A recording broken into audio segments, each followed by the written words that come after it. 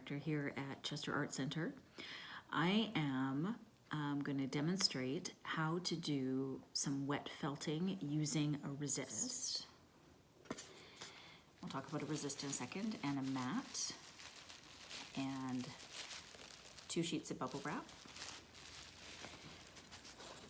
a zip case that should at least allow for some air dry, some wool fiber that's been hand dyed, some fiber that's also been hand dyed just for some different color. I've actually already begun working with this resist, and we can make felt fabric simply by laying fiber down. And I'm talking about like really thin little wisps of fiber like felting with a resist. What we will do is we're actually covering this resist with layers of, very fine layers of fiber. And by having the resist in the middle, the fibers won't stick to each other, so it'll actually be able to open very fine layers. So this is a very, very fine layer. And you can add layers, but don't do a big chunk.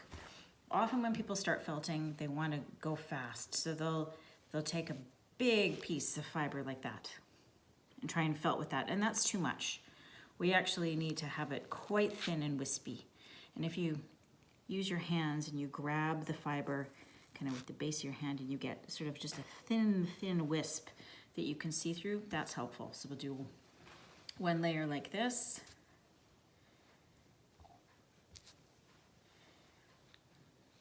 We'll do a vertical layer.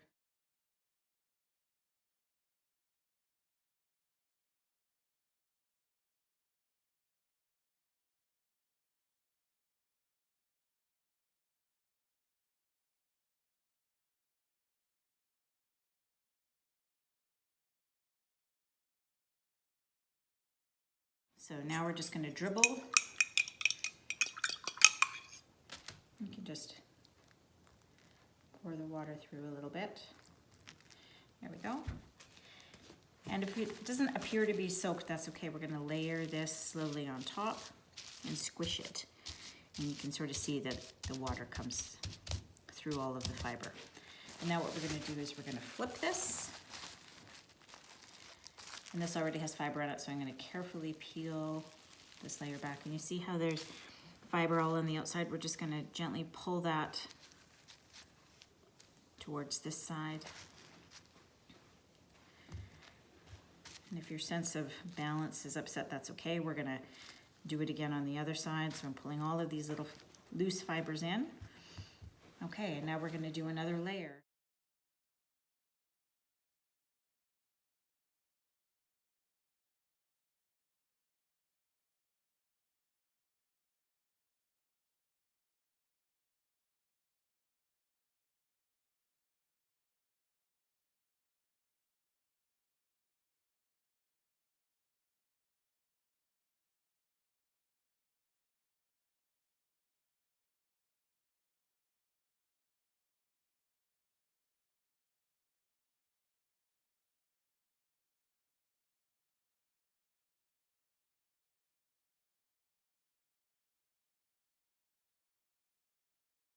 So now, because we did vertical before, we're now going to do horizontal layer.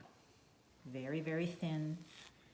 Very, very thin. See, it's like you can barely see through that.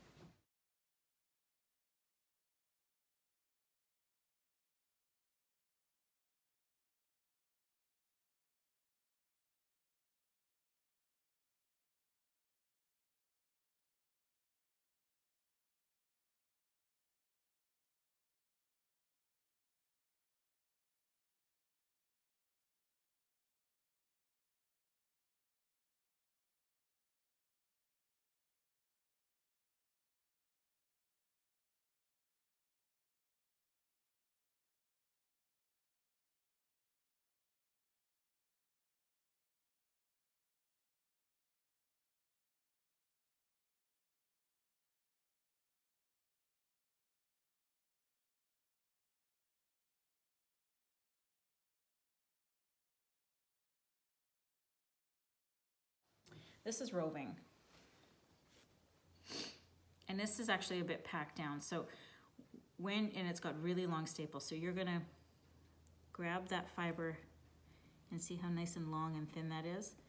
So we just did a horizontal. So I'm gonna do another vertical layer over top. I'm gonna grab some tufts here.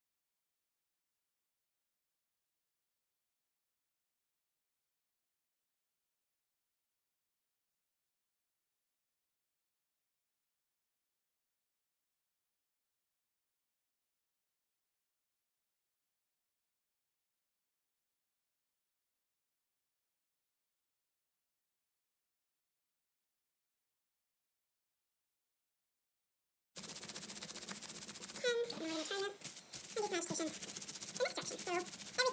So everything is horizontal action and then vertical action. You may even want to do some circle action. A little bit of soap in the water helps give the water a little bit of slip. We have very, very hard water out here. So having a little bit of slipping ability in the water is actually really good thing. I'm moving that back into the middle. Okay, I'm going to flip this over. We're going to work on this side a little bit. 1, 2, 3, 4. We can already see if this fabric has started to be created. And look, I'm pulling this up and it's not individual fibers that are coming up. This is actually already fabric that we're making. So the felting process has begun. It's starting to stick together and you'll see that it's felting around the resist. So you're gonna be wondering, how do we get it out of the resist? Well, a pair of scissors will be involved. But right now what we wanna do is felt this down and get those fibers really nice and stuck together. It's fun to check because this is very instant gratification. So I don't know if you can tell, but this is already shrinking down around this resist. Now it's not quite shrunk down enough for my taste, but you could, if you wanted to, at this point in time, think about taking it off. I'm going to give it a little more water because it feels a bit dry to me. So it's okay if it's kind of, and this is always a good sound. Done some more agitation. And once you've got the felt established that the fibers are in fact sticking together, one of the things that you can actually do is get a little more aggressive with your bubble wrap, and you can actually rub it around. Okay, so I've done some more agitation, and we've got, our fabric is now much more solid. You can see our ends are starting to poke out of the resist. That's a really good sign that the fiber is shrinking down around our resist. If I cut the top, I might have a narrow bottomed bag for a pouch, which is I think what I'm gonna do. What you can also do is actually cut the top and the bottom, and then it will make a tube. And that's not a bad thing either. So just for interest, and so you just grab a pair of scissors, and there's nothing that's very scientific. There's no dotted line. You poke your scissor into one end, and carefully, because you want to cut yourself, and preferably not cut your resist, because you want to be able to use your resist again. You cut through the fabric. And again, this doesn't have to be exact, because felting is beautiful no matter what. And it is going to felt down more and create some more. So it's not even, but that's okay. All right, now I'm pulling this resist out, and look what we have. We have a nice little vessel, and it might be a bag. It's also reversible. I can turn it inside out. So we've got that blue fiber that we were doing our bottom layers with, and then we've got that pretty colored fiber that we were using on top. So now we get to start playing with this in a slightly different way. We're gonna get this really, really wet. And I'm not squeezing the fiber out, I actually wanna get it wet. we're gonna start, remember the days of hacky sack? You can actually also start dropping it. And it's quite astonishing how quickly this begins to do what's called fulling. The fibers are actually shrinking together and they're making a thicker felt just from the drop. Compare it to its original size and you can see it's already actually shrunk quite considerably now. So that's one of the things I love about felting, is that it is almost immediate results. You don't have to spend forever making fabric. You can actually just play around and it's quite magical. One of the other nice things about felting is that suddenly we realize that, oh, I had a Zoom meeting I had to go to, or there was something else I had to do, or this is taking a little too long. I can actually just let this dry out as it is.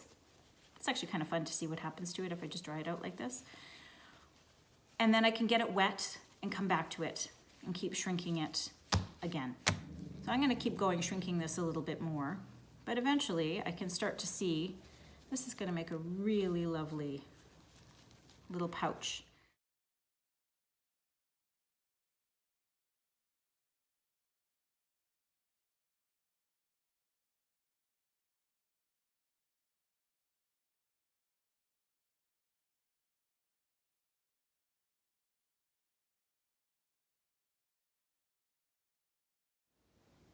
And now this piece of felt is all dry. And I've put together a little strand, and it's a sweet little pouch. Have fun.